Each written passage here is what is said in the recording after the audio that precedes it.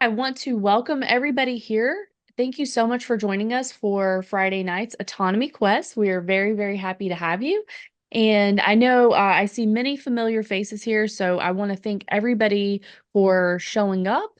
And I know we have some new people who are joining season 11 who are joining us tonight. So thank you so much for being here.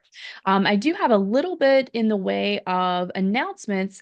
So we have season 11 has been bumped back 1 week. So next week, March 29th, is our international meet and greet. So that's where Friday, whenever you show up, once you join the season, then you're able to hear from previous graduates. So it'll be probably a lot shorter conversations like than the ones that we have here in Quest, but you'll be able to hear from the graduates.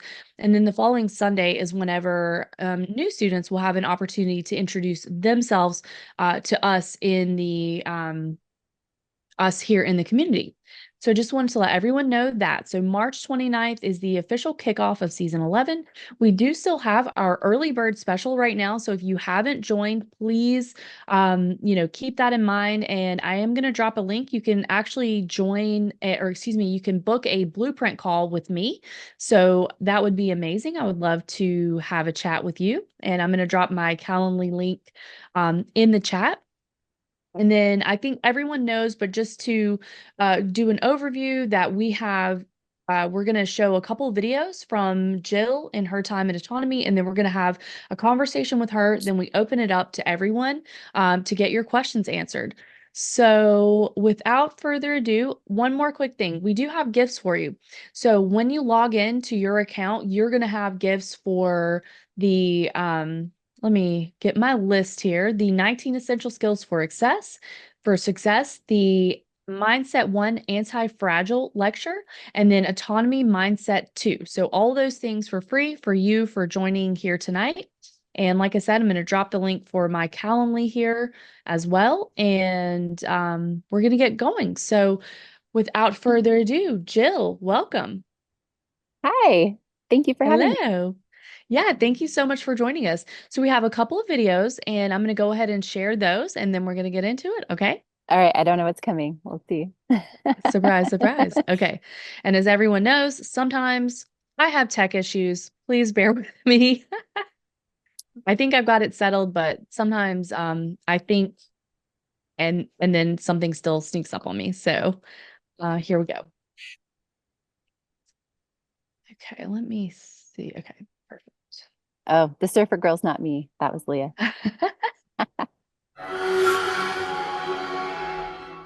To Jill Jensen. We got Jensens and Jensens in this course, and if Jill's around, she's done a lot of Hey, growing too. How you doing? I'm good. Thank you for calling on me because when you said just unmute yourself, I realized I'm a little bit out of practice. That made me feel, Yeah, and if given the chance, you might just sit there on mute the whole time and just enjoy autonomy radio, is what we used to call it back in the day when we were just on Discord audio all the time. How yeah, you, it's been a couple months. How you been? great, great. Yeah, things are busy and I don't know. I'm trying to see if I can see all who all's on here, like graduates or new students, but welcome new students. I guess I'll start with I was season 7, so now we're in 10. So 3 seasons ago, which in autonomy time is less than 2 years ago. So yeah, it's been quite a ride, and I'm so glad to be here, and I'm so glad I did it. So You also went through with your husband, right? So you mhm. guys have both gotten to go through autonomy.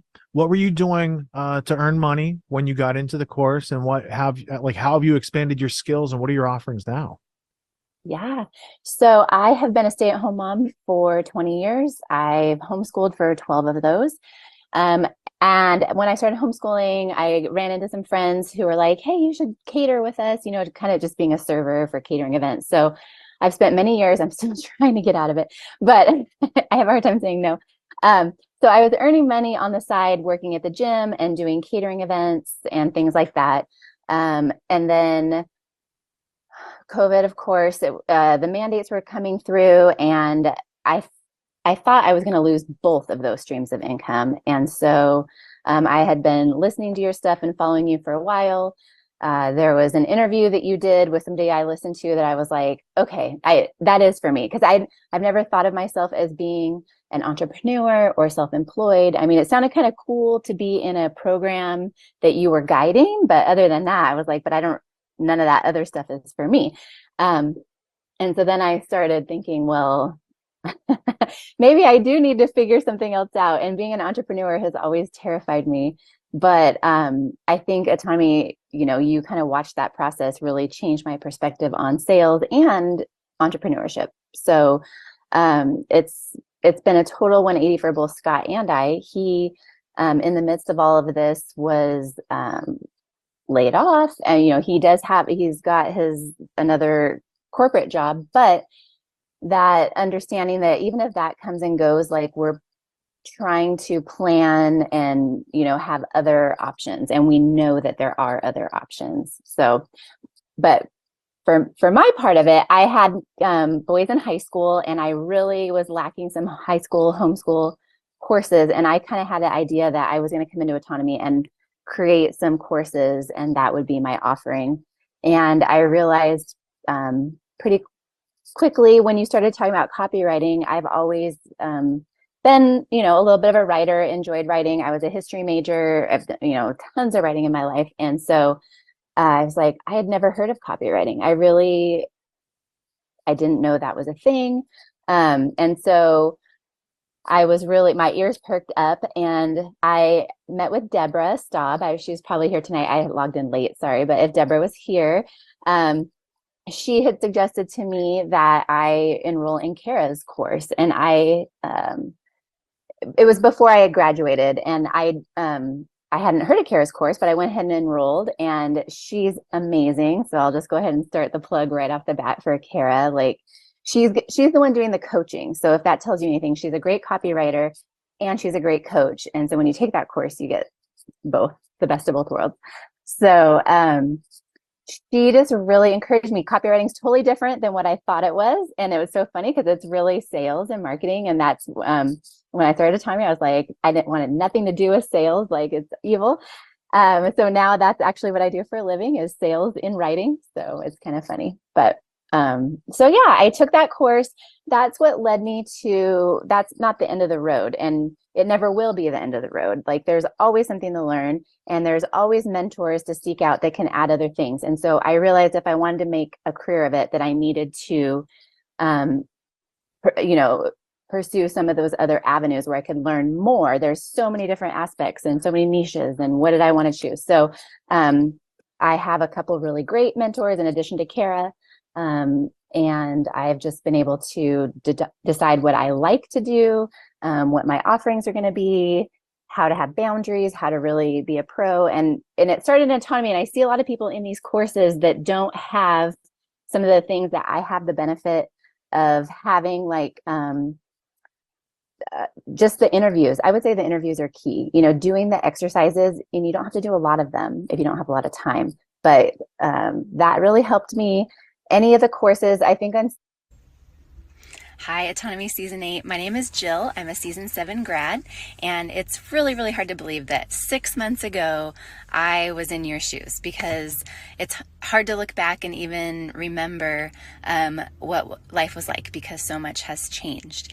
And I remember being nervous and excited, and also really unsure of what was to come.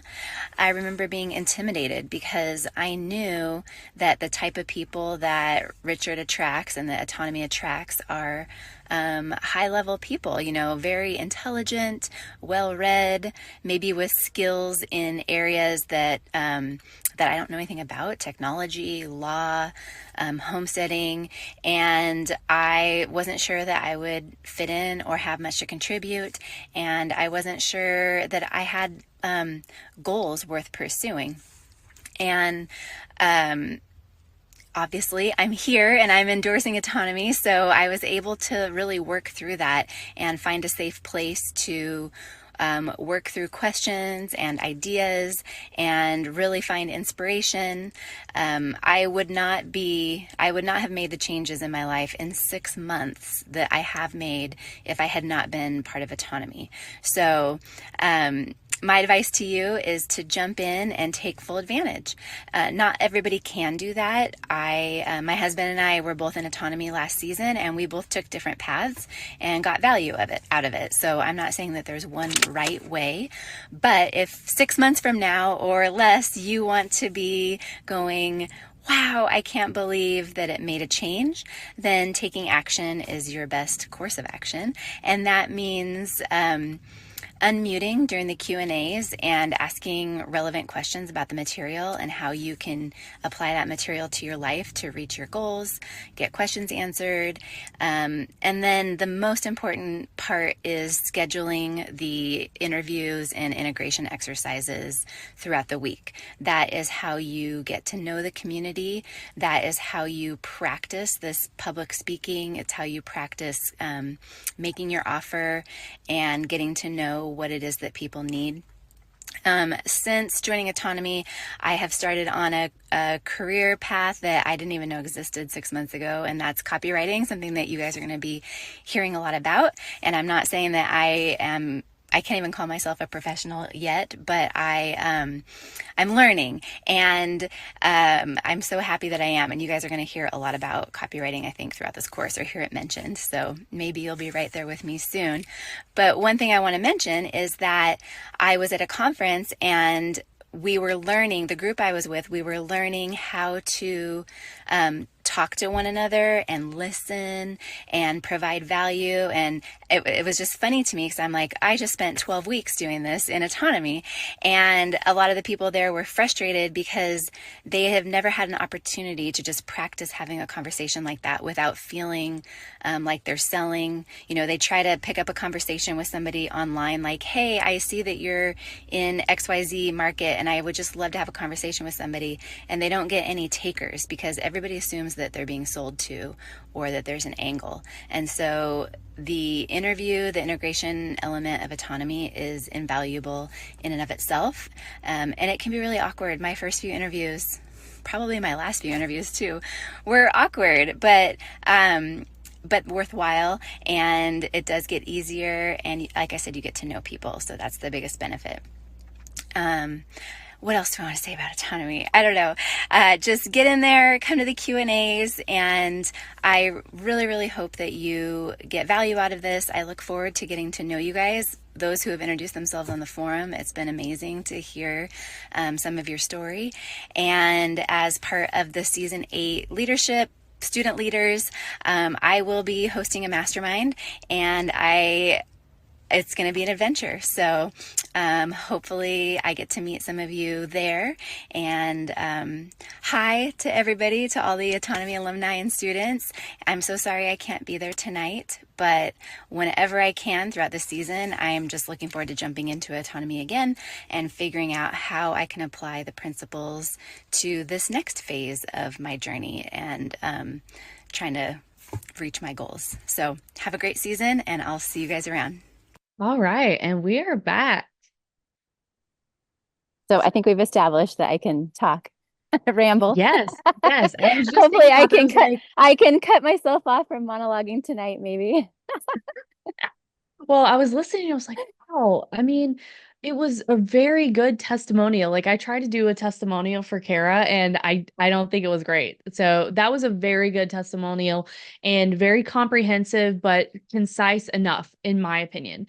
So looking back on those two videos, I'm sure that you have experienced a great deal of change, because the conversation with Rich was at the beginning of season 10. That was when I joined Autonomy. So I definitely want to talk about what has changed since then, where you're at since then. But I want to start with a little more information about how you found Autonomy. I know we touched on that, but just how you found it with your husband. I mean, and that there are husband and wives who have taken it, some together, some separate seasons, but that's a really unique way to go through the program together. So just tell us a little bit about that. Yes. So since we've been married 22 years, and I would say he introduced me to the red-pilled world, and I kind of came into it kicking and screaming. But over time, just when you're kind of around people that look at things a little bit different, you get used to that. So by the time 2020 came, I was well versed in like, okay, we see the world a little bit differently than most people do. And so of course, we were looking around like, what's going on? Who's telling the truth? And how can we find out more? And you start peeling the onion, and there's so much that we didn't know. We were just kind of red-pilled conservatives, I guess you would say. So going deeper. And so Rich was one of the resources that I came across again and again. And because he's not hysterical, because he's not over the top, it's very measured and it's very fact-based, and it's also action oriented. So that drew me to it. And just I think I'd mentioned there that I am a history major. I do enjoy learning, and I was in the midst of homeschooling my boys, and what can I get that I can also pour into them.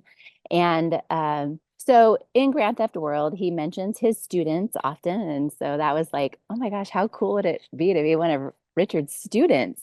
But these people that's not me. Like, I'm not one of those people. These are special people. These are people who have XYZ, and I'm just me. So I heard he came and did an interview on the Monica Perez show, and I love Monica, or it was the Same. propaganda report at the Yes. time. That And got me through COVID times. yeah, Brad and Monica. Yeah. yes. So when he did an interview, whatever I've re-listened to that interview just to try to find out, and I honestly don't know what it is, but whatever he said at that time, it was the right message at the right time, that I was like, yep, I think I do need to look into that. And so I did the obstacle course, and then right away, like, sent it to my husband. I was like, I'm not going to tell you the price. Don't even talk to me about the price. Just do the obstacle course. And as I mentioned in my videos, things felt very serious then, that my side streams of income, however minimal they were there. And I really thought I was going to lose them. And for the first time in our life, our generation, has not faced much adversity, depression, anything like that. So, like, what happens if we lose our income? What happens if we have nothing? And so that's when I started hearing about freedom cells and all these like networks and gray markets and parallel economy. And I started thinking, well, I don't know how to do any of that stuff. And I don't really want to do any of that stuff. I am not moving and starting my own farm and growing my own chickens. But like, Yeah. I have some things I'm sure I can do. And if I had a network of other people who can do other things, gosh, how cool would that be? And so that's in 2020, that's kind of where my mind was going. Like, I need to start building this foundation now. So where are these people? And when I did my blueprint call with Lisa, I was like, this is what I'm looking for. I know something's going to happen. I know I'm going to need a network of like-minded people who know how to do things that I don't know how to do. And I know that I'm going to need to figure out what I can contribute. And so that's kind of what led to us joining Autonomy. Yeah. So that's a pretty crazy story, because that's something that I think about, that I wish that I would have had this community during COVID times, like especially at the beginning. I feel like it would have really been super helpful. And it was part of the impetus for me joining, actually, was because I felt like something else is coming. So I wanted to at least be there for that. Okay, so you had also mentioned in the video that you and your husband sort of had a different approach. I mean, he was working a full-time job and you were homeschooling, and you had your side jobs too. So I'm sure like the amount of time that you could both kind of spend probably was maybe different at different times. So what was your path through autonomy?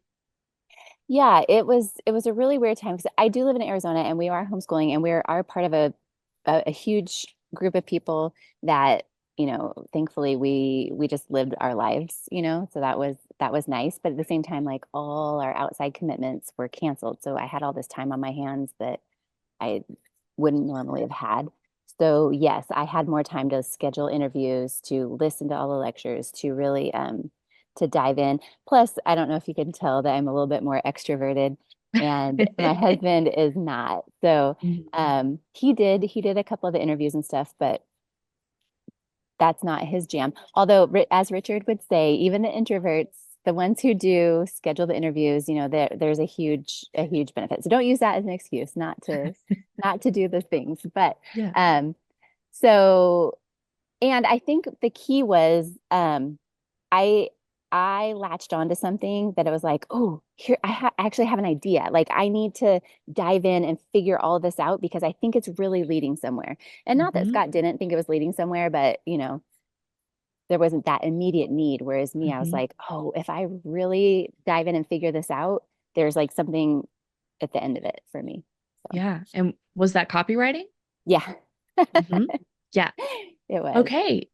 So basically you're saying, and here's something else that I want to touch on is the intimidation factor for you to join autonomy, because I felt the exact same way.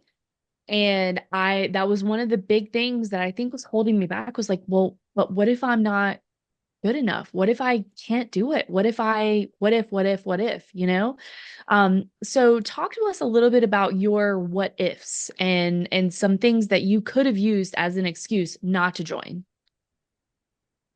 Um, well, I mean, let's just be honest and like cost is a factor, right? Like making an investment in something, especially I was brand new to the online coaching world. It's exploded now. So I think most of us are pretty much more familiar with it than we were 2 years ago. But Definitely. the idea was like, what? You pay people, you join. I didn't understand. So it was hard for me to connect like the value. But enough trust was built up with Richard and a big enough need was there to be like, well, let's just figure it out. Mm-hmm. I want to do this. Now, in retrospect, I've joined so many coaching programs and so many, I shouldn't say so many, but I have continued that path and much higher ticket um, programs. And to now that in retrospect I can compare, I can say that, Richard gives away the farm for free. And that what you get in autonomy um is an amazing, lifetime value and what the personal connection that you get from him. So I think I kind of got off track from your original question, but oh, what intimidated me about it? Yeah, the being an entrepreneur, that's never appealed to me. I'm not familiar with anybody who's an entrepreneur, and the only mental picture I have of it is like a restaurant owner or something where it's like it's Mm-hmm. your whole life, it's nonstop, and it's pressure, and it's all on you. And why would I want that when if I can just clock Right. in, clock out kind of thing, or it's not my problem. Also, what ideas would I have? What even Yeah. is out there? What would I do? I'm just me. What would I do? I didn't understand that there was a world of digital marketing, of online assets, of copywriting, of any of that. So for me, that's why it opened up so many doors. Oh, hey Dad, you're on video. Oh, really? Sorry. Kind of wandering around. Yeah. Hey, Dad. Hi, Dad. But I would say those were the biggest barriers. Like I don't know that I fully understood what I was getting into, but I knew enough to be like, this sounds like something that I want to do. Yeah. And I had said too, like I didn't know if it was just all a bunch of like Richard look-alike smarty pants that were sitting around talking about Yeah. like if him and Tony talking like Grant Theft World banter, and I'd just be like, I don't have anything to contribute here. I don't know what you guys are talking about. So Right. Yeah.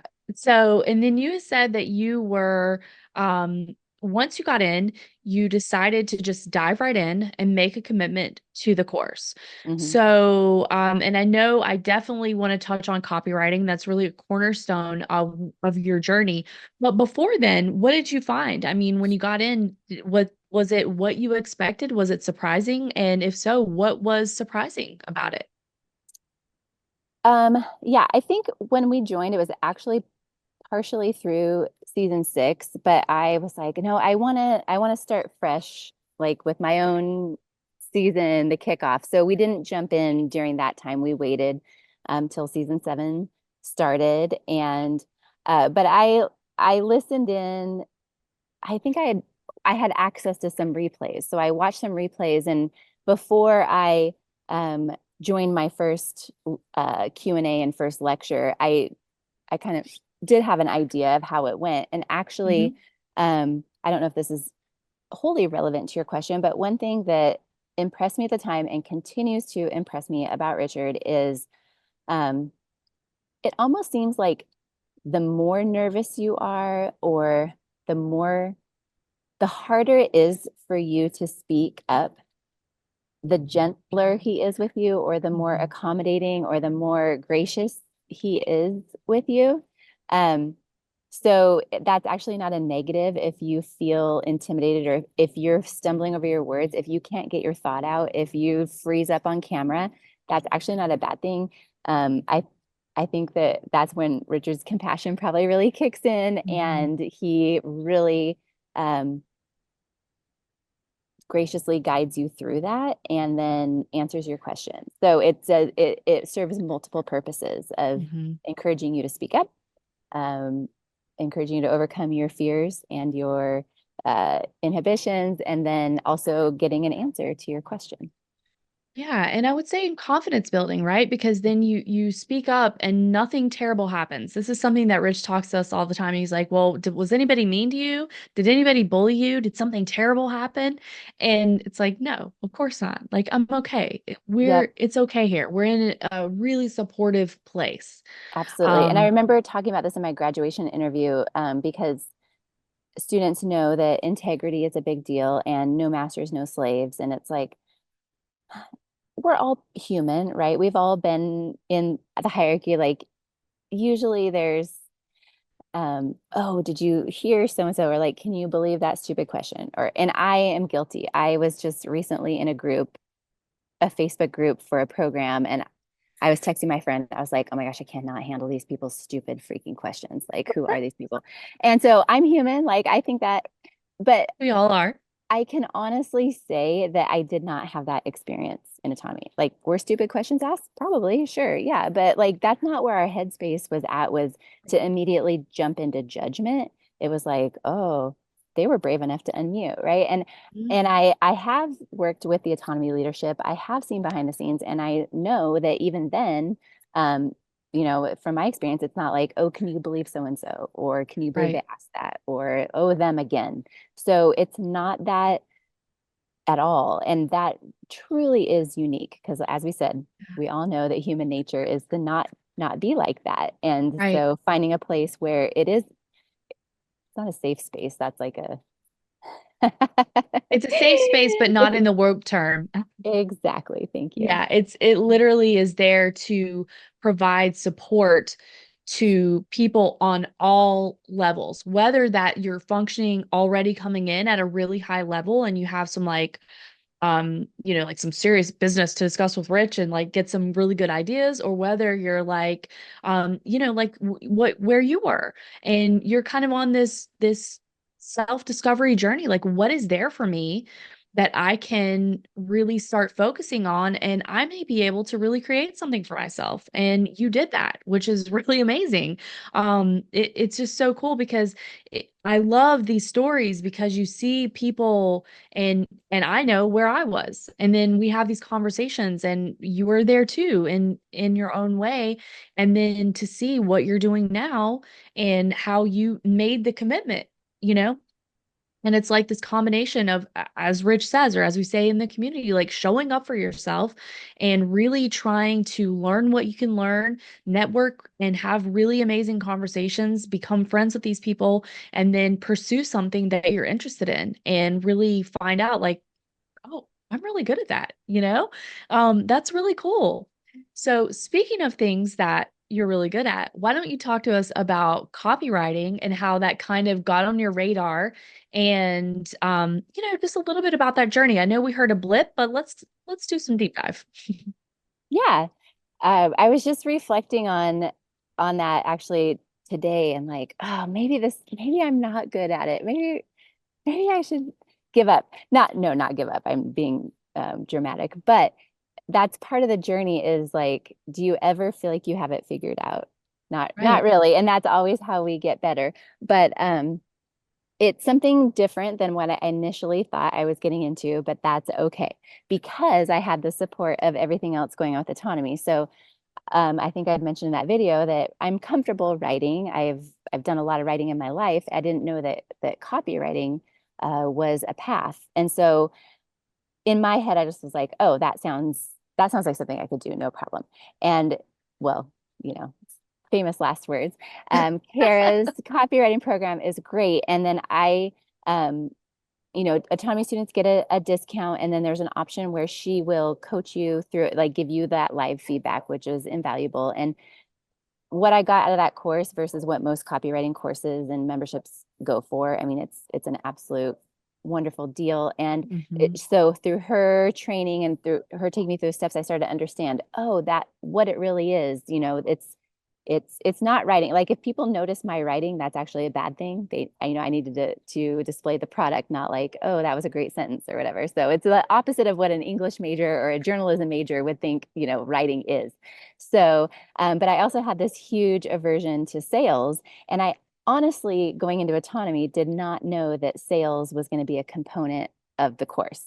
So by the Right. time we got to that later and we started talking about sales and ethical sales of all things and solving problems and being helpful to people and offering solutions that they need. And it really changed my whole perception. The only thing I could think of as sales was I remember being like 10 years old and the Kirby salesman, like basically holding us hostage in our house, like until you buy a $12,000 vacuum, or like being in a used car lot and the horrible things that they do. Oh, I also worked at the front desk at a gym. So I saw all the underhanded, sneaky, awful things that Mm-hmm. anything to make a sale. Right. And so I Mm-hmm. was like, well, no, sales is evil. Um, Yeah. Because you so had a strong ethical compass and you cared about like people being taken advantage of and mhm, lied to in order to get them and manipulate them to do something. yes, yes. So I had never viewed sales any other way besides through that lens. So um, the sales exercises in autonomy were a huge 180. And then, of course, I'm a mom, I'm a coworker, I'm a wife, whatever. Like, so sales is part of being alive, right? Selling your Yes. your perspective, selling your solution to people. So that component, I don't think I could have really followed through in copywriting if I hadn't also had the autonomy perspective on sales and how it can be done right and how you can do it well and it can be ethical and everything's being sold all the time. So it started with Kara.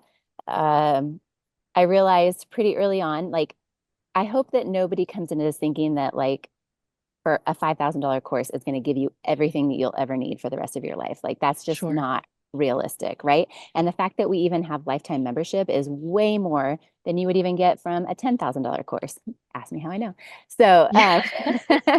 Well, and the point that I like to make too is look at college.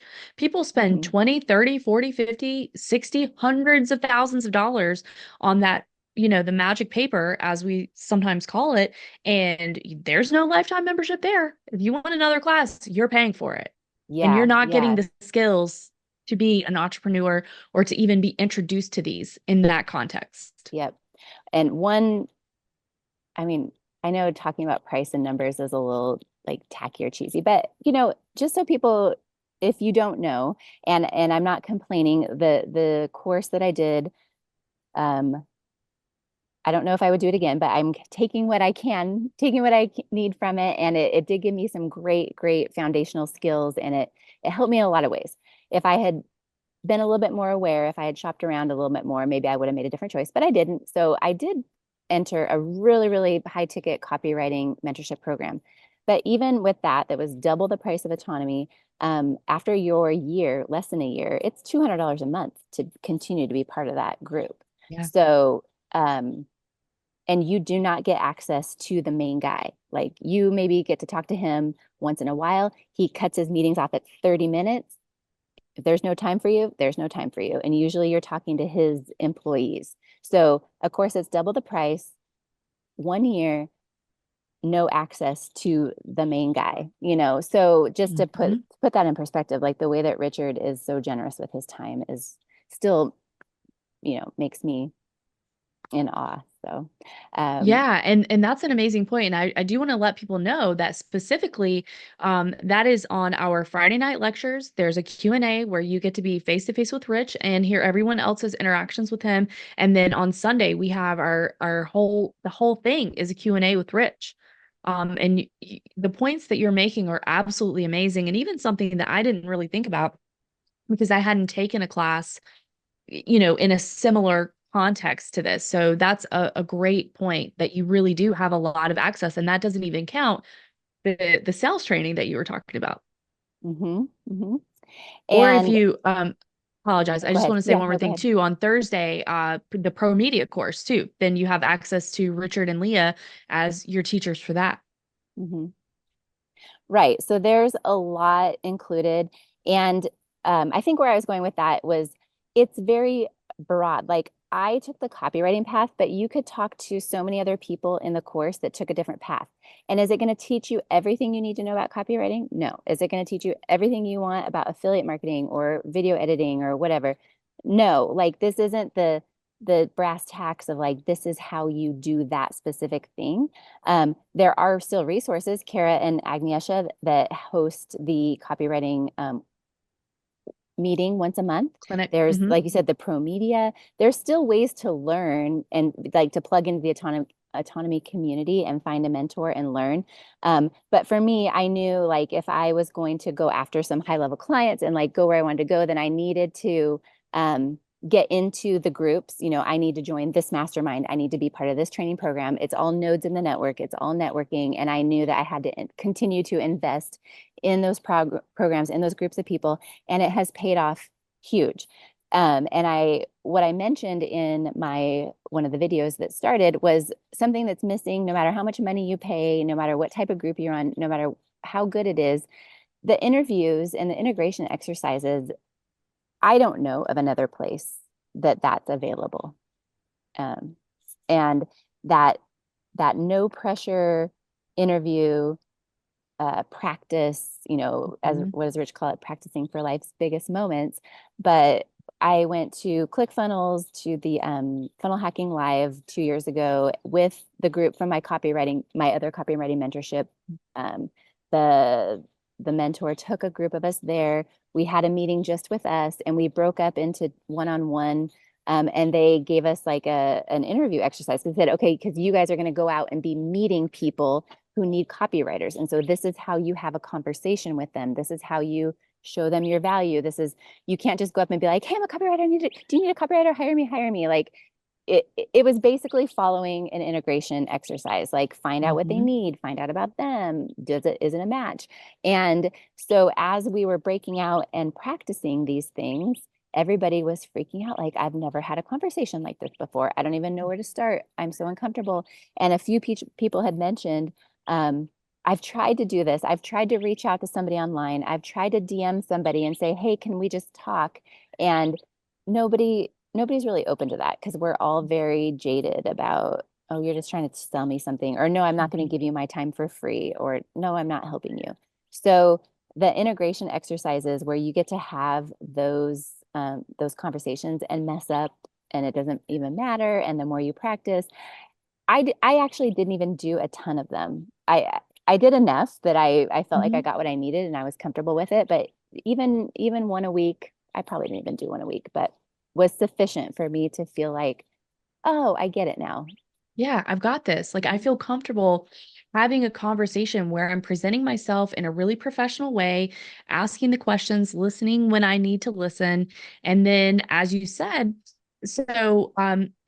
our integration exercises are a good structure, right? So we get a nice structure of how to go through, you get a feeling of asking questions of those people, getting information, working on our active listening, and it sets you up for heading into the ethical sales that we talked about. And you made an amazing point that in any conversation, as a mom, as a wife, as a business person, sales are involved, whether we realize it or not, right? Like we want to be able to make our point and problem solve and have excellent communication. And I think that the interviews and the sales exercises do that, but they also help build our confidence, right? Like you're describing when you went there, people were freaking out. You're like, no, I've got this. Like I've been through this. And that what an amazing feeling of like, I got it, you know? Hmm. Hmm. Yeah, Yeah, and I think that's a huge benefit of autonomy, and people might not even know they need it. I didn't know that that was necessarily a part of autonomy. Um, like I said, I was just, it sounded great. So I was like, I want in, I just bought it. And then I figured out, yeah, I figured out what it was all about as I went along. And I was like, oh, integration exercise, interesting. Okay, talking to people. And I like meeting people. I like talking to people. So it wasn't that huge of an obstacle for me to just like start right. scheduling interviews. But it wasn't until after, when I was in these groups of people who, just don't have the opportunity to do that. So it really is valuable and special. Yeah, that you really recognize that. Yeah, amazing. Okay, so as we're headed onto your path, what did you find challenging? I know you said that the sales portion, when you realized that that was part of the course, that you were surprised by that, but were you like, oh, I'm not interested in this? No, I think again, not to be like a total fangirl, but I like listening to Richard, and I like hearing how he lays things out. And so I was like, oh, what that lecture made sense. So let's give it a shot. Let's see how it goes when I do this blueprint. Um, Erica was in season 7 with me, and we had a lot of fun together. And I scheduled an interview with her, and she made up this whole persona, she being a very tough nut to crack. And so me trying to sell to her, playing this role, it was a challenge, but it was actually really fun, because I think one of the things is we get to know each other, and we tried to be too nice to each other on the interview, and maybe don't bring up real objections that you are going to encounter in real life. So it's Yeah. you can overcome that, like I said, by taking on a persona, and you're interviewing a different person who is stiff arming you a little bit, and how are you going to overcome that? And um but I not to sound cheesy or anything, but it was just a wonderful time. Like it went smooth Yeah. for me. I can't say that I listened to every single lecture every Friday night all the way through, but I have lifetime access. So every season Yeah. I hear something a little different. Even if I've heard it before, I hear something a little different. Yeah. So And even you're if I always didn't getting have, something new. yeah, exactly. So even if I didn't have time to actually spend 4 hours every Friday night, I heard enough, and I did the exercises, and I absolutely 100% every Sunday for 12 Sundays. I have a crazy life, a crazy schedule, but it was during COVID, but I was like, I'm going to be here. I paid for this. I want to hear, I want to ask my questions. I want to be there. I want to meet people. I want to be in the mix. And so I was. Yeah, amazing. And that's another thing too that I want to, since you brought that up, that you want to meet people. So that is one of the best things about Sunday Q&A. Not only do you have FaceTime with Rich and you get to hear your classmates' questions answered, and if you have a question, get that answered, but they're the breakout rooms where you are often meeting somebody new every single time. And at first, I was intimidated by that. But then the more that I did it, and I was like, oh, this is a chance to meet new friends. Like, who do I want to have an integration exercise? Who do I want to, look out for their vlogging or whatever that may be? So that's another great thing about it. Just have these little breakout rooms and really good conversations with new friends. Um, so, okay. So then you said that you went ahead. So copywriting was put on your radar during the season and you went ahead and signed up for Kara's course. And then I guess did you go ahead and start attending the copywriting clinics as well? Actually, I think I've only been to one copywriting clinic, maybe two. Mm. Sorry. I've No, watched that's some fine. replays, and they are Yeah. great. I have conflicts on Fridays, so that was Okay. not my path. Um, I'm trying to think what came first, the chicken or the egg. But I think in the bonus courses, you will see some clips from Ray Edwards and Alex Catoni. And so I Googled them. I was like, okay, what do I need? What do I need to become a copywriter? And Mhm. I Googled both of them. They have courses. And so I chose one, and it was it's the only time he's done this. It was a 6 week, like you get a whole year's worth of certification in 6 weeks, boom. And he taught it personally. He doesn't usually do that. It was this whole sales thing. Anyhow, I was like, okay, I want this because again, it was the network. Like people know he's an A-lister, people who want copywriters. He doesn't write copy for clients anymore. That's what one thing that attracted me to it was um, kind of a fast track to getting your name out Yeah. there. If you Yeah. do well, is he going to recommend you? You know, my name on his website of potential copywriters, not to mention learning the craft. Like I'm submitting assignments, somebody is grading them, I'm getting feedback, I'm Yeah. um, uh, revising, you know, I either pass or I don't. I came out with a certification. So it was kind of trial by fire. And again, it was still the tail end of COVID. I had time to invest in doing that. Uh, and then from there, realizing, well, what's next? Like finding, then how do I find clients? Then how do I learn this piece? Well, how do I learn email systems? How do I program them? You know, there's so much. And I had mentioned one of the videos, like you could never stop learning. Like I Right. could I could be in nothing but courses forever for the rest of my life. And trust me, it's a temptation. But but taking what you need, you know, and applying, okay, I need to go follow through with this, apply it, get everything I can out of it. And then what's my next step? What else do I need? What network do I need? And it is through joining some of these groups and masterminds and networks that my name does get out there and Mhm. that I do get recommended for jobs and that it is the networking.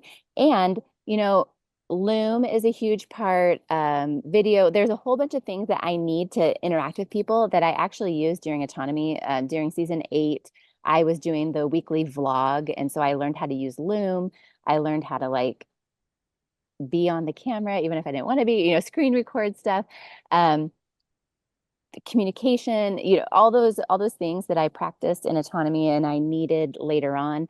And actually, I just got an email today from the CEO of a 7-figure company that I've been working with that she doesn't have a lot of interaction with her freelancers, but I was recommended to her by 2 different people because I had invested in those networks and I showed Mhm. up and if there's an assignment, I did it. If there was a office hours call, I was there and asked a question. Mhm. So they knew me and they knew that I was consistent. And so they felt comfortable giving my name to this client who is a pretty high level client who was like, I need a writer that I can train, that I can, and so they had a whole list of names. I did a couple trial projects with them. So I kind of talk with the copy chief, not the CEO, but she sent me an email today that she was like, I you've nailed it. You take direction well, you have good communication. You're really coming along, and I can't wait to keep working on projects with you. So I was Amazing. like, I'm just telling that story because Congratulations. I was like, just today. So I was like, oh, it's Yes. so good to hear. But it did take a lot of work to get to that point. And I do have to Yeah. network and I do have to put myself out there and I have to join groups and I have to keep learning new skills. And um, and to kind of talk about what I said before, did autonomy teach me everything I need forever? No, but I never would have even taken step one if I hadn't been exposed to the possibilities and what was out there and Right. had a safe spot to grow my confidence and to practice and all of that. So Yeah.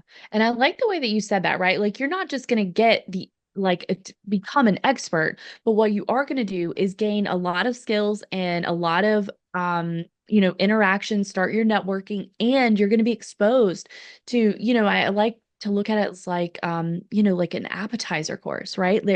There's so many different things that you may be so many people that you may be networking with and so many things that you could be introduced to that you can then take what you know, take your newly found confidence, and then go and pursue and continue your education and continue becoming really well versed in that area, and yeah. change your entire career.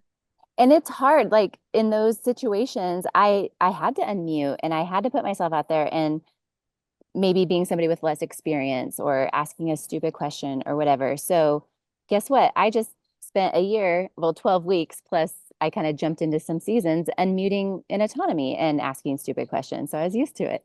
And Yeah. jumping in there. Do I do that every time? Like I've been through certain courses, certain groups where I don't, you know, no, I'm not really going to put myself out there. But there have been other times where it's like, no, this is worth it. And I know that there's a payoff. I know that if I speak up, if I ask the questions, if I meet people, I can't develop those relationships unless I make myself known and unless I try to and put myself out there. And so that was just a really great training ground for me then in these other groups that were higher stakes. You know, this was my reputation on the line. This was first impressions. This was clients. And, Mhm. you know, can I unmute? What am I going to say when I unmute? You know, am I going to do the work? Am I going to follow through? And I had been rewarded, you know, quoted, if that's the right way to put it, but my participation paid off. You know, I saw the rewards Yeah. of doing the work. And so I was like, okay, well, I'm going to apply that to other programs too. Yeah. Amazing. So, thank you so much for your time today and for sharing your journey, because you and I really hadn't had very much of a chance to speak, and I didn't really know about your whole story. So, this has been a lot of fun for me, and you have had so many good things to say about your experience, but just the course in general, and what can people expect. So, what advice would you have for people that are considering joining autonomy? My favorite advice is like the Q&As, just show up to the Q&As and unmute. Even if it's only in that small group, the breakout sessions, you'll figure out what those are during the season. I will never forget that my very first breakout session, I was with Rawad, and Rawad is doing great things and he's still a big part of the community. And just because we were in that little 5 minutes together, we can, not like we're best friends or anything, but we have a similar career path, and it's like, oh, hey, I have this connection with you. We can talk. I feel comfortable asking questions. He feels comfortable asking questions. So just that little 5 minutes, 2 years later, and it has big rewards. So my advice is show up to the Q&A, and then I know what you're thinking because I've done it before. When it's time for the breakout sessions, it's easy to just leave the meeting and not go to the breakout. And I teach classes at the gym, and when I used to take the classes, I would leave before the abs. And I always joke because now I have to stay because I'm a teacher. And I'm like, if I were you, I would leave right now. I don't want to stay for abs.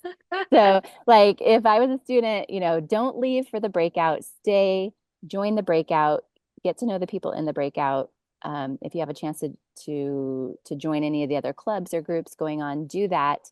And it's all nodes in the network. So uh, the forum, the circle, get in there, comment, ask questions, participate, and then just I've been amazed. Things have changed so much from season 7 to season 10. The direction that people have taken it, it's always a new living, breathing thing. And there's Mhm. somebody brings a new idea, somebody brings some new energy, and don't feel. I think what I did is I waited to be asked, like to do things like, well, I don't want to put myself out there. I don't want to suggest this. I don't want to do this. And then it took me a while to realize, no, you have the idea, put it out there, make it happen. So if you have an Mhm. idea, make it happen. Yeah, I love that. That's wonderful. Okay, well, thank you so much, Jill. And if you have a little time, we're gonna, we can just open it up, and then, whenever you have to run, that's totally fine too. And thank you so much for taking your time to speak with us. So, Yeah, of course. having said that, I'm going to open it up to the room. Anybody have questions for Jill, or just questions in general?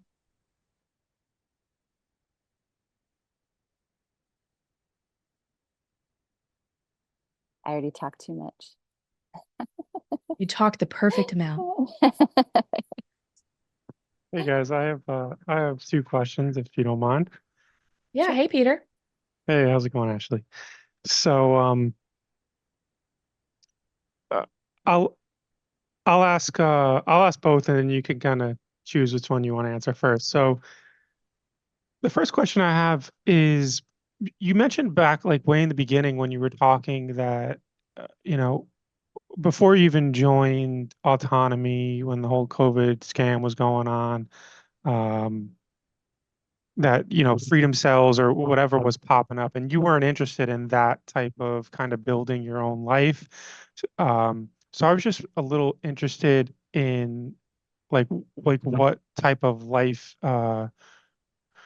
you Oh, were living, and you would like to live in terms of maybe not like living off the grid, like what, I guess, a little bit more about that, your vision behind that, where you started in autonomy. And then relative to your copywriting, my second question was like, are you building your own company now, or are you just doing more freelance or independent contractor work for multiple different companies?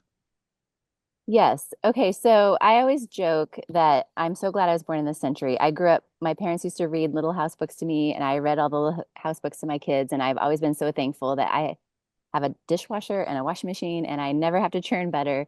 And I like literally want nothing to do with like the whole homesteader life. But I realize that's a very prissy, privileged perspective. So I have to like, reality's coming. Like I, the likelihood is, I do need to be a little bit more in touch with how I secure, provide for myself, or how my husband and I provide for our family and our network. And I don't want to be one of those people that just gets property and builds a house by myself and lives in isolation. So I guess what I meant by that was I do realize that I do need to get a little bit more in touch with that, but I would rather do it within a network and a community where we're sharing services and strengths, because I cannot do all that. Don't want to do all that on my own, but I would love to contribute what I can contribute in a community. Does that make sense? Yeah, definitely. So like kind of like off the grid, but with a bunch of different families, it sounds like. Ideally. I mean, let's not get crazy with off the grid. Well, that type of thing. Maybe not totally off the grid. Yeah, No. because the reason I asked that question is because like I'm in like an in-between place now too, because I would love that type of life, like, like Mhm. more community based, and maybe not 100% off the grid, but kind of independent from the system, right? Right. And but I'm I guess still, my thinking was more higher level, like if everything were to turn off tomorrow, like where would I even find these people? mm, Where are my people at that I can trust, that I already know, that maybe have some established systems and networks, and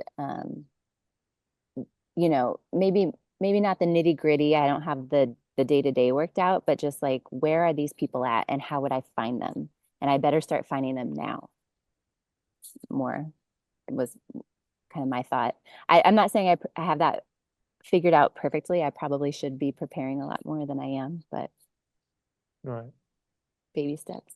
And as far as copywriting goes, that does play into it, because how how do you have your own income streams that are independent, uncancelable?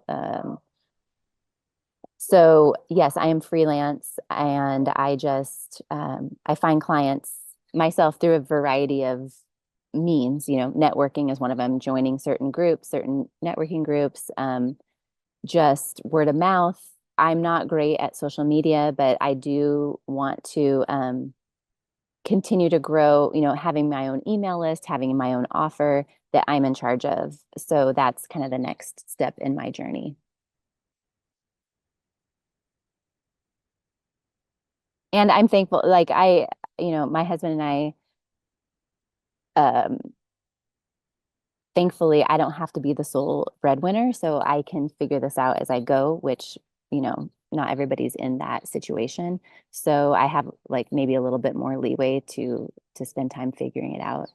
But there's opportunities out there for sure, and it takes time to make it grow. So like starting sooner rather than later is is always the best bet, right?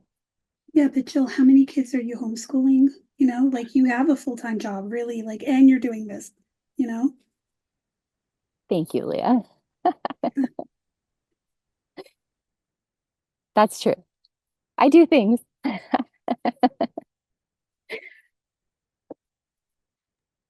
Yeah, we totally forgot about that point. But thanks for answering my questions.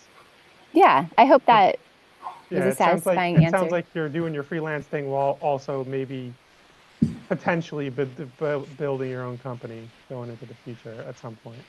Yeah, yeah.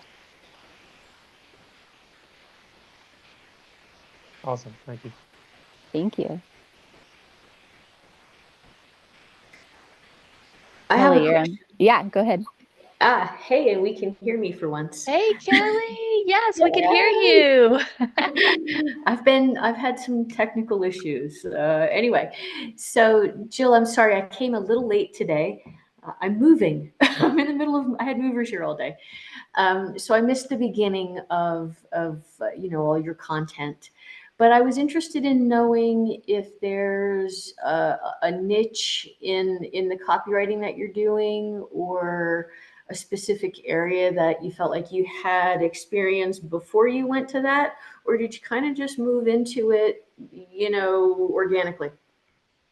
Yeah, organically. And that's something I struggled with was, okay, you can niche two ways, kind of horizontally or vertically. So by that, I mean, um, know real estate really well, and you can do all kinds of copy, like websites, landing pages, Facebook ads. Like, so do I want to just know real estate really well and be able to write their whole campaign, all kinds of copy? Or do I want to know email really well and I can do emails, and for any client, like doesn't matter what their niche is, I could do enough research to find out, and I'm really dialed in on landing pages or about pages or whatever. So, but when you're starting out, it's like that's kind of the beggars can't be choosers. So whoever needed a copywriter and wanted to pay me for it, I just figured it out, and through that, I have figured out what I prefer.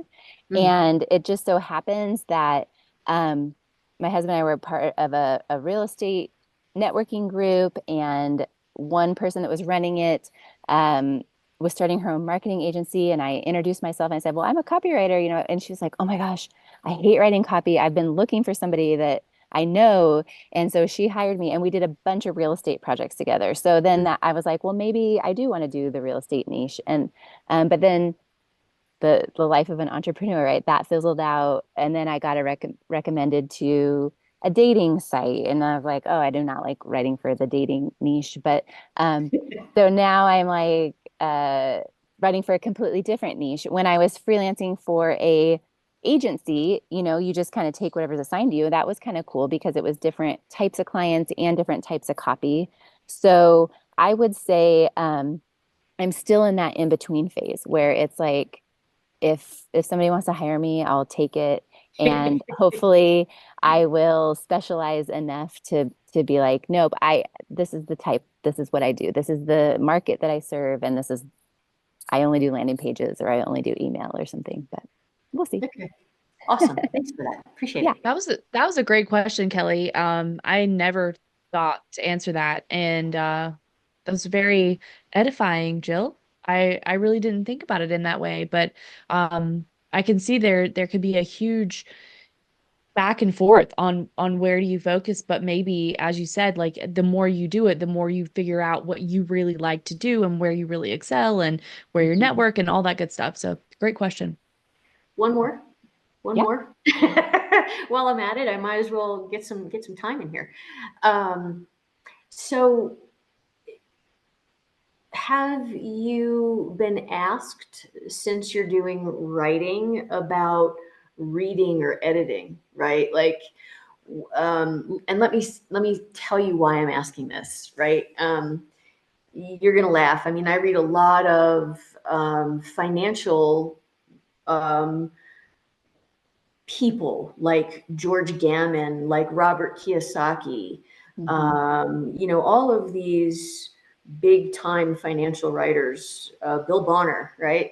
And sometimes I read their copy and I'm like, they need somebody copy reading, because there's, not only, typos, but words that aren't spelled out correctly or things like that. And I didn't know if you were asked for that type of skill as well, Jill, or is that something that you would refer to? It's interesting because copywriting is basically sales in writing. So the high paid copywriting is when you're selling something. Like you can say, I'm going to write this launch campaign. You stand to make X number of dollars. Therefore, my writing is worth this much.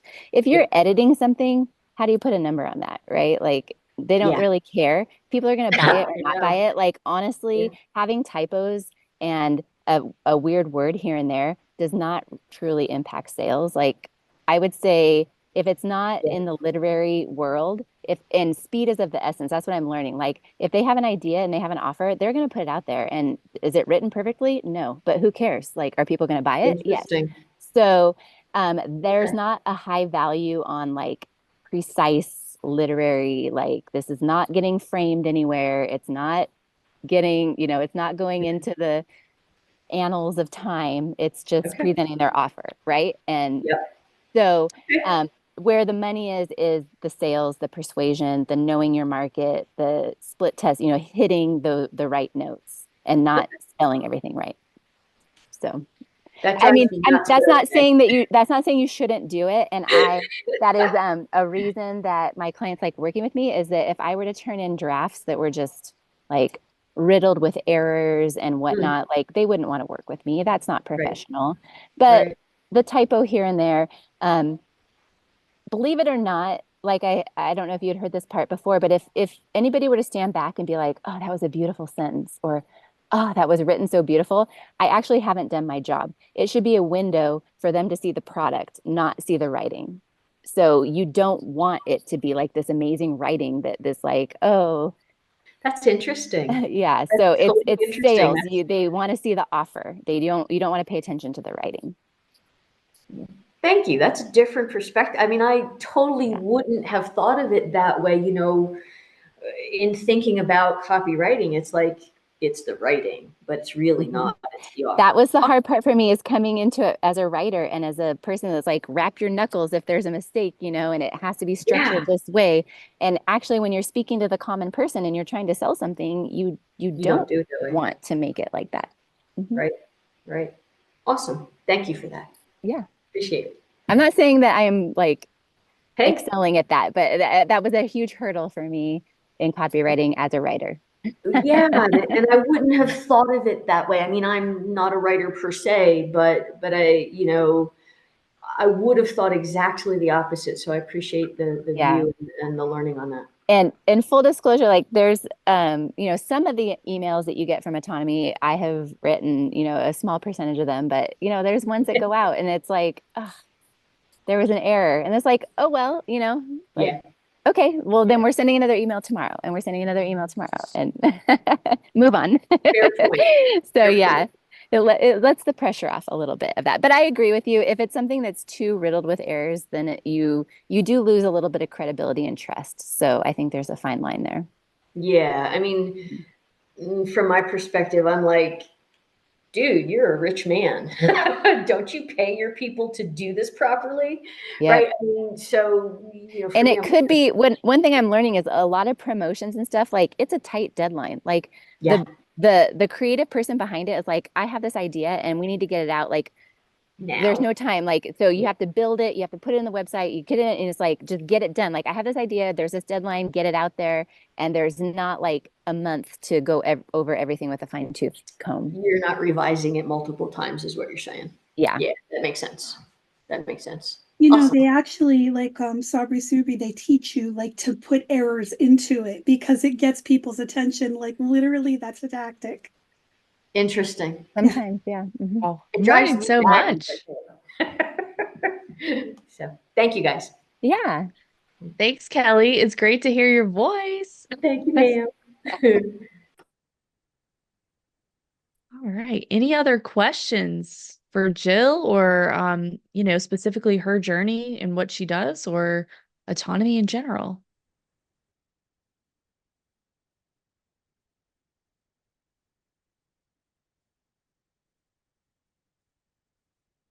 Well, I'm wondering if your son made it across the United States. Oh, you're so sweet. He got injured in California. So I was telling him it's not exactly a failure to have walked almost across the entire state of California. Um, he's doing some rehab here at home, and I don't know what's next for him, if he might try the Pacific Trail or um, do some kind of like summer adventure program, or if he might want to start again. But he's a great kid, and it's been nice having him home. In fact, I just told him today, I said, I'm really sorry that you couldn't pursue your dream, but I sure do like having you here. Oh, I'm surprised So, that when I found out that you even had kids, I was surprised because I thought you were like 25 years old or something. oh, those were the days. I have Yes. a daughter-in-law. I have married kids. Unbelievable. So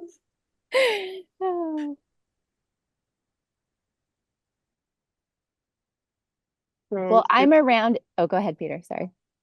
I was just going to ask, it sounds like from what you were saying, that companies hire copywriters on a project basis in terms of, if they have a sales campaign they want to do, or they want to sell something, a program, a product, whatever it is, they kind of hire these copywriters on a project basis and say, if you sell this amount, your income is 10%, right? Something like that. Um, that is a way of negotiating it. I haven't never done that, but yes, that is an option. So what is the typical way of you negotiating it? Um, I have kind of narrowed down my effective hourly rate, like what I think the research phase, the interview phase, the writing phase, execution. So when they come to me and they want a launch, for instance, I know approximately how many emails are going to go into that, how much consultation they'll need, if there's a landing page, if there's a sales page, all of that. And I kind of have an understanding in my internal pricing of what is it worth to me, and I just make an offer, say this is my proposal. There are some, like the client I'm working for now, like they have a set price and budget, and they're like, okay, can you do X number of deliverables? Here's the price. And it was worth it to me because I am making really good connections in the industry by working with these people. If you work for an agency, they might say, here's a project, here's your hourly rate. So sometimes you have say and sometimes you don't. And it just depends on your experience, what you bring to the table.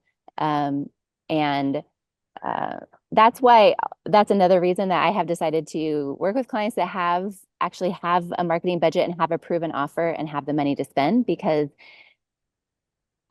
they know what the investment is worth in all of these assets and they have the money to spend on it. So it's not a big shock of like, you're charging what to write an email, So that's part of the learning process too, of what kind of clients do you want to work with, and, do you want to fight winning battles or downhill battles? That's what I like to say.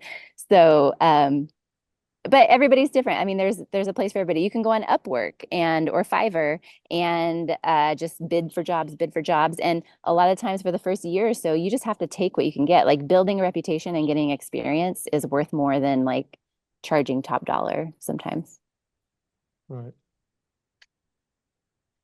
But that's part of what you learn. Like once you jump into it, like I've spent the last 2 years, in courses and groups and programs, like kind of coaching freelancers through this. It's a little bit different for everybody.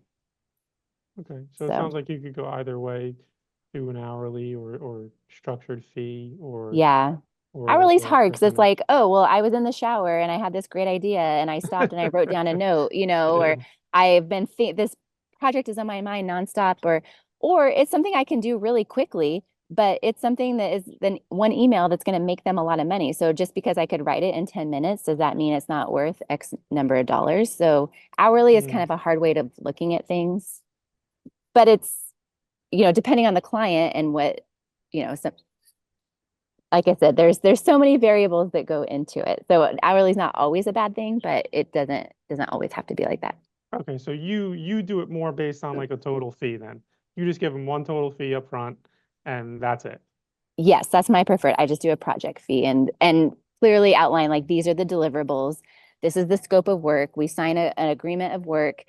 Then like I had a client doing a launch and she's like, oh, but I also want this and I want this and I want this. And I also need Facebook ads and I also need this. And I'm like, okay, well, I can totally help with all of that. So we're wrapping up, you know, what we agreed on. It's just I can send you a new proposal for XYZ. You know, I have a limit to the number of meetings that I do, you know, protecting your time. But like, again, my first few clients, I just totally did whatever, whenever. It was just worth it to get a good testimonial, to get the experience. So I'm still kind of in that learning phase of how to navigate all of that. But Awesome. Look yeah. forward to discussing more of it sometime. Yeah. Are you interested in copywriting? Yeah, yeah. I'm interested Okay. in like sales and copywriting. So this kind of like fits Yeah. I mean, it's both there, sides of it. it's a booming thing right now. So if you're curious about like any good groups or programs or whatever, I would say, of course, Tara I don't know how much she's charging. When I took it was less than $200, and it was like she taught a lot of amazing things, and you get personal feedback from her. So that's a great place to start. Yeah, she was cool. She came on one of the weeks, right, Ashley? Mhm. Yep, she did. Megan was there. So it was Megan and Kara. Awesome. And thank you, Peter. And it looks like Hannah wants to chime in. Hey, Hannah. Hi, thanks. I was wondering what, like as far as your doing your emails and like in autonomy in pro media, we learned to use Kajabi. And so I was just wondering, like, is there a software that you prefer after this amount of time? Is there like a software that's easier to work with? Have you worked with Kajabi? Do you like it? Is there something else you use that you like better or that you would say stay away from? That is a great question. And there are a lot of marketers and email specialists who also work with the email service providers. That's part of their specialty that they offer is, you know, designing, you know, working with the templates, building out the campaigns, building out the flows. I personally am somebody I'm like, here's your Google Doc. I hand it over to the designer and the person that would load it. If I had a client that was like, no, we need somebody who would do all of this, I would. I do have you know, it's such a huge contentious debate within the marketing world of the platform and the best. And for me personally, starting my email list, I'm using Ben Settle's Berserker Mail. It's controversial because he does not allow images. They have a really high level, like nuclear scientist who's worked with Infusionsoft and analyze everything. And, you know, images are not great for deliverability. So that's what I'm using, and it's very user friendly. Like I just go in and I choose the boxes and it's so easy to design and send. And so it's geared towards just straight email marketers. Like you just need to send your email out and it needs to land in their inbox, and it needs to be easy. Like you're not spending a half hour clicking 25 buttons, wasting your whole day designing an email. Like I hate Kajabi for that reason. I don't, I'm sure there's I'm sure all the other platforms are like that too, but I would find just if you're solely doing email marketing, I would find a service provider who is dedicated to making sure that your emails end up in their inbox, not in the spam, not in the promotions, and that's easy to use. And Berserker Mail is one that I found that does that. But other people have other needs for email. So I'm not saying that there's no other good services out there or that they don't have their benefits or whatever. So it just depends on what you need it for, really. How do you spell that, Jill? And thank you so much. Berserker, Berserker, Berserker Mail. Thank you. They're very free speech oriented. So they're like there's rules, but it's because they don't want levels that they answer to like tank everybody's deliverability. But as far as like, you can't mention certain topics or things, terms of service that other people have, they don't have that kind of censorship. So Yeah, Kajabi has sort of the people who created that have similar ideas as well, and that's one of the good things about it. yeah. But all builders are technical. All builders are going to have their flaws. You know what I mean? Mm-hmm. Just like it's like what do you build your website with? You know, Mm-hmm. some people have preferences to other things. You know, the Kajabi's great in a lot of ways. It's like the little engine that could, because it Yeah, does so many things. because it offers so much other stuff that's so beneficial. Yeah. Mm-hmm. But I don't need, so that's why I was saying for me, like I'm not hosting a course. I don't need all the other stuff that a platform like Kajabi has. So I'm just like, just for straight email, that's the direction I would go. But Yeah, do a class on Berserker for us. Okay. But it's definitely worth looking out there and hearing different perspectives. I mean, like I said, it's very contentious and there's a lot of different opinions on what kind of service providers are out there, and they serve different purposes. So just depends on what you need it for. Hannah, let's get an event together. Everybody come and talk about what you use to send emails with. Mm-hmm. That's a good idea. It's a very good question. I'm learning so much from the questions that folks are asking you and your feedback, Jill. Yeah, that's cool. And I'm just thinking, what do I use? I use Gmail, but I'm not a copywriter. Well, do you have a list? You can't send mass like No, I campaigns do. and stuff from Gmail. No, if I send, I'm just kind of getting started in that. So mainly I do the Autonomy Quest reminder and I use Kajabi for that. Yeah. But really, Ashley, you've been in autonomy for like less than a year.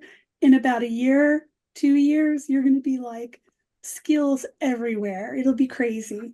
I hope so. I want I so know. many more skills. Thank you. Happens to all of us. Yeah, well, I have thought about that because just from the stuff that Leah's like, hey, can you do this? Here's how to do this. And then I'm like, okay, yeah, I think I could do it. And then just practicing. So I do feel like a little more familiar. Like the first time I sent out an announcement in Kajabi, I was really nervous. See, that's what it's like building a skill, right? And that's what you want. You want to get the confidence instilled in you to be able to understand you can do these things, you Mhm. know? And the first Yeah. time you do it, you're like, everything is foreign and you're looking around and you're like, am I clicking the right boxes? Am I doing the right thing? Oh, I might need to go look something up on Google, right? But you're building your muscles and your skills. It's Mhm. one thing at a time. And if you keep doing that before you know it, you've got a whole new life, a whole new career. Mhm. And imagine being in a group with 700 people doing the same thing, you know? Yeah.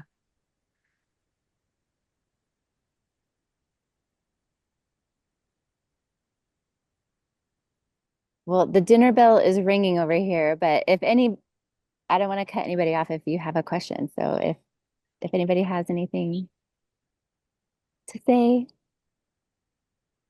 or if not, I'm gonna head out and have dinner with the fam. Well, I just want to chime in. Thank you so much for your time and answering all these questions. I have loved this. I've learned a lot. I learned a lot about your journey and have really enjoyed it. Thank you so much.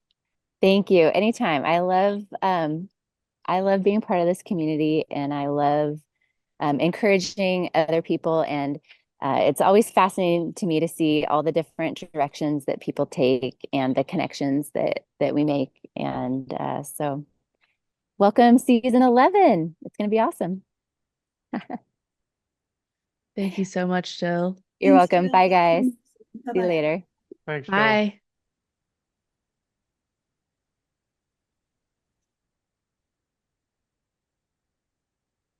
That's awesome. All right. All right. Well, I think we'll probably wrap up soon. If nobody has any more questions for us, give just a second to chime in if you do.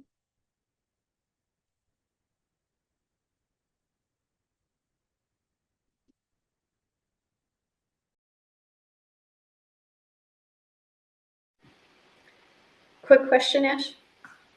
Yeah. It's Kelly again.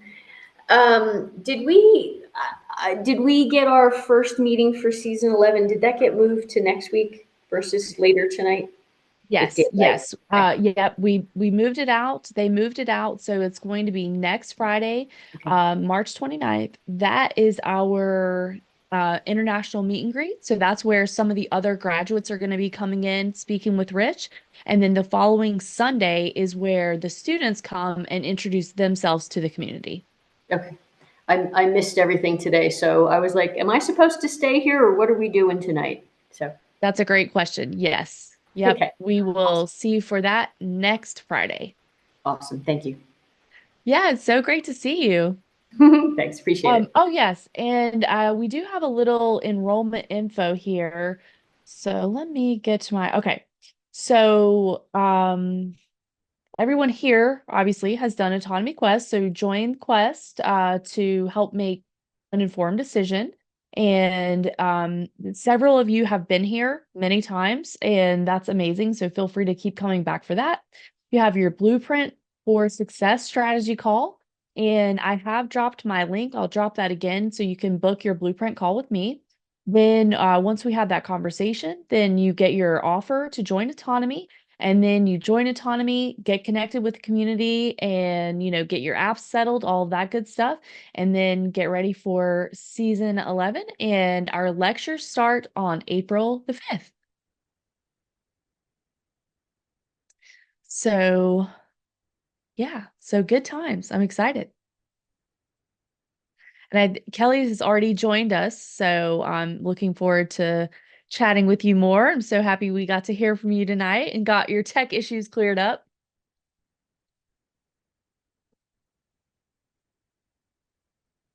All right, everybody. Well, I'm going to go ahead and wrap it up. If anybody has any questions, I think I'm going to be here again next Friday. And yeah, I look forward to seeing you guys later. Thanks for joining us. Thanks, Ashley. Bye, everybody. Thanks, everyone.